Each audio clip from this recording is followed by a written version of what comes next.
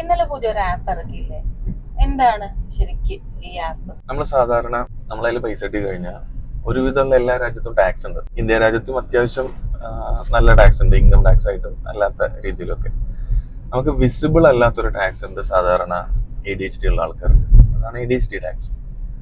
അതെങ്ങനെയാന്ന് വെച്ച് കഴിഞ്ഞാൽ കയ്യിലിരിക്കുന്ന പൈസ നമ്മൾ ഇമ്പൾസീവായിട്ട് പലപ്പോഴും സ്പെൻഡ് ചെയ്യും. ഇത് പൈസ സേവ് ചെയ്യണം, മറ്റു കാര്യങ്ങൾക്ക് ആവശ്യമുണ്ട്, നമുക്ക് ഭാവിയില്ല, അതൊന്നും അറിയാത്തതിന്റെ പ്രശ്നമല്ല.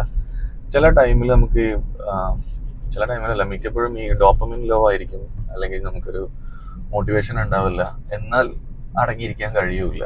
അപ്പൊ അങ്ങനത്തെ സ്റ്റേജ് വരുമ്പോൾ സംഭവം ഇതിനെ കോപ്പപ്പ് ചെയ്യാൻ ശ്രമിക്കുന്നത് എന്തെങ്കിലുമൊക്കെ പോയിട്ട് പർച്ചേസ് ചെയ്തിട്ടോ, എന്തെങ്കിലുമൊക്കെ പോയി ഫുഡ് കഴിച്ചിട്ടോ, അൺനെസസറി ആയിട്ടുള്ള എന്തെങ്കിലുമൊക്കെ ചില ഹോബീസ് കണ്ടുപിടിക്കുക, അതിന് വേണ്ട സാധനങ്ങൾ വാങ്ങിക്കുക, എന്നിട്ട് കുറച്ച് ദിവസം കഴിഞ്ഞാൽ അത് അവിടെ ഇടുക. അപ്പൊ ഇങ്ങനെ വരുന്ന കുറെ അൺനെസസറി പർച്ചേസസ്, അൺനെസസറി സ്പെൻഡിങ്സ് ഉണ്ട്. അത് കൺട്രോൾ ചെയ്യാൻ ഭയങ്കര ബുദ്ധിമുട്ടാണ്.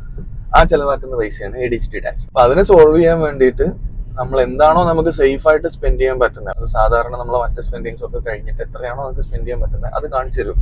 ഇനി അഥവാ നമുക്ക് അങ്ങനെ വല്ല ഇമ്പൾസീവ് സ്പെൻഡിങ്ങും വേണമെന്ന് തോന്നിയാലും ഈ എമൗണ്ടിൽ നിൽക്കുന്ന പൈസ ചെലവാക്കിയാൽ മതി എന്ന് കാണിച്ചു തരുന്ന ഒരു ആപ്പ്. അതാണ് ഞാൻ എനിക്ക് വേണ്ടി ഉദ്ദേശിച്ചത്. അത് തന്നെയാണ് ആൾക്കാർക്കും വേണ്ടി വരിക എന്നാണ് ഞാൻ വിചാരിക്കുന്നത്.